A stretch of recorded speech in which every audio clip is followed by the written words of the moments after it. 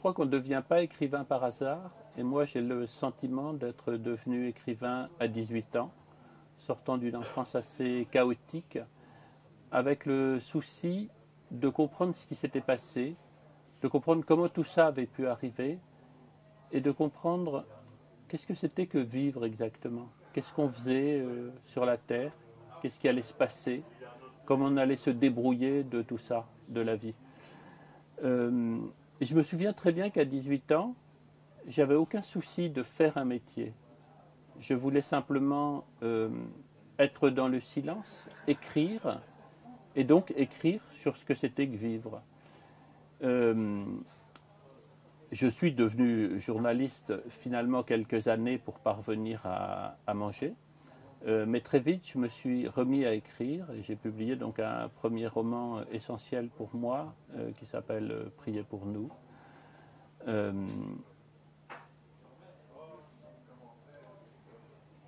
J'ai compris en fait à travers ce premier roman que vivre c'était aussi payer un certain prix, le prix de la liberté, puisque je suis issu d'une famille de 10 enfants et que mes 9 frères et sœurs m'ont interdit de publier mon premier roman. Et donc en fait, entrer en littérature ou devenir écrivain, c'était d'une certaine façon résister et s'emparer de sa vie et en faire quelque chose.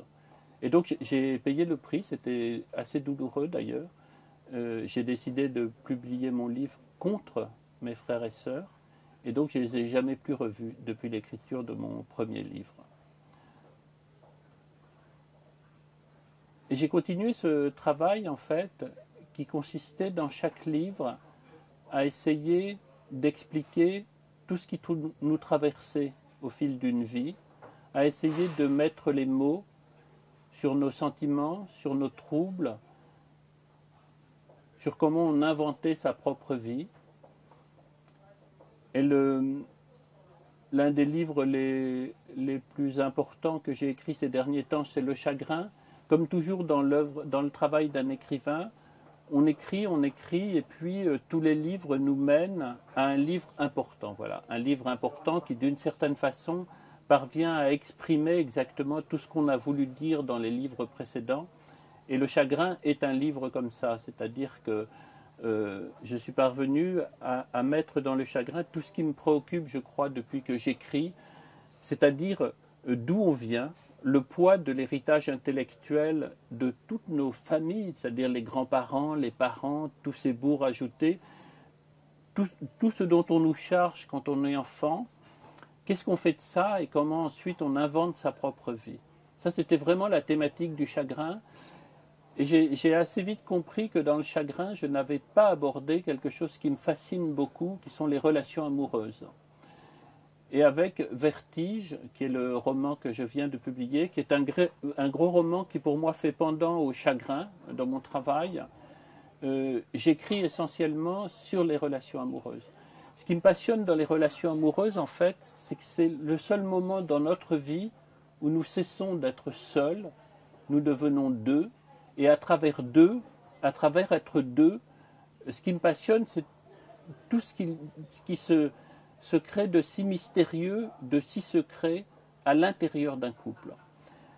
C'est-à-dire parvenir à mettre les mots sur des choses indicibles, puisque je vois bien que dans l'intimité des couples, en fait, on vit, on échange des caresses, on s'aime, mais on en dit le moins possible, comme si, en fait, mettre des mots sur les relations amoureuses pouvait peut-être les déstabiliser. Et c'est comme si, lorsqu'on est deux, on trouvait cette relation à deux si précieuse qu'on avait peur de la perdre et de retomber dans la solitude.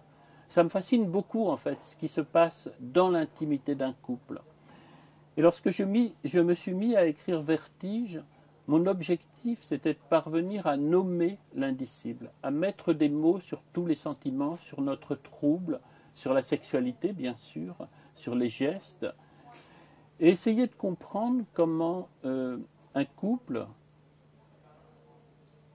qui démarre dans l'illumination peut devenir au fil des années une machine destructrice qui à un moment se retourne contre nous et que l'on va quitter peut-être un jour en cendres, en fait, en lambeaux, sans comprendre bien comment ça a pu arriver. Voilà, comment ça a pu arriver. Ça a toujours été la question que je me suis posée dans la vie, comment les choses se produisent, et essayer en les analysant, en mettant les mots toujours dessus, de comprendre.